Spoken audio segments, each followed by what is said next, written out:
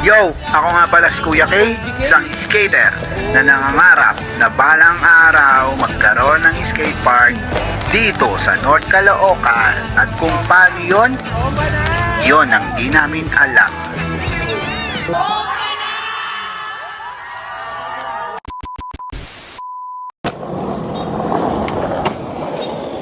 So yun guys, dito tayo ngayon sa Montalban Skate Park.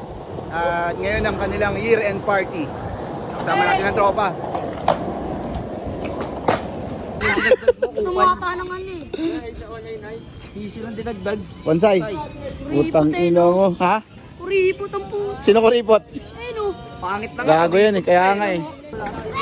So yun guys, nasa loob na tayo ng Montalban Skate Park. At yun na nga guys, run na ni West. So yun, tamang node lang tayo sa GED. Node lang ng mga nagra-run. So yan, run na pala ng mga girls yan. Yun, paakitaan sila ng mga mababangis ng kanilang mga tricks. Let's go! So yun guys, shoutout pala kay Johan. At shoutout din dyan kay Glenn. Pala yung mga organizer ng Montalban Skateboarding Community. Then may free skate na. Free skate nga. So binidyo ako niya si Lito Palongpong for 3. Siyempre susunod yan si Kulot. Ang bangis mo. Kung saan nga may masarap, dapat binabalik-balikan. Nandito kami ngayon sa Siomai Rice ni ate sa Montalban. Pero magaling pa kami North Caloocan. Tara, tikman natin guys! So yun na nga guys, titikman natin yung chocolate siomai ni nanay. At ang matcha ano to? Matcha siomai ni nanay. First bite guys. Pwede mo yung ketchup yan? Ano guys? Sarap po. Ang sarap! Pamabalik ka? Napapabalik ka talaga sa Montalban. Tapos nga namin kumain, tumambay muna kami dyan sa labas. At pati silip-silip. At bumalik na nga kami sa loob. At yun, naabutan na namin ang Titos Run.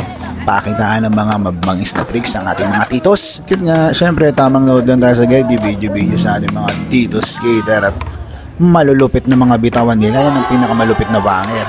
Ang lupit mo, Akuma. Pwedeng pahiram ng paa. At ngayon ay awarding natin. Naantay na lang i-announce ang mga winners. At ayun na nga, in-announce na ang mga winners. Congrats sa mga nanalo. So, tapos na ang awarding. Pero but wait, there's more. Hindi dyan nagtatapos ang kasiyahan dito sa Montalban Skate Park. So yun nga, nagpaagaw ng mga skate parks. Yan si Sir Idol. Isa yan sa mga sumusuporta dyan sa skateboarding community dyan sa Montalban. At nagpaagaw nga ng board. Tuwan-tuwa si Kuya.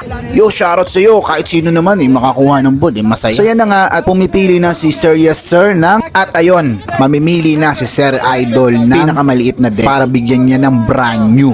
Hindi lang isa pero tatlo. Pakaswerte nga ng tatlong mapipili at meron ng bagong deck. At na nga at nakapili na nga si Sir Idol. God bless Sir Idol at sana marami ka pang matulungan ni skater. Congrats Montalban Skateboarding Community sa successful na event. So babounce na kami dito sa Montalban. Kung nagustuhan mo tong video natin, huwag mong kakalimutan na mag-like, comment at syempre, i-share mo na din tong video na to kung nagustuhan mo. Hanggang sa muli natin pagkikita. Skate suit mga ropa!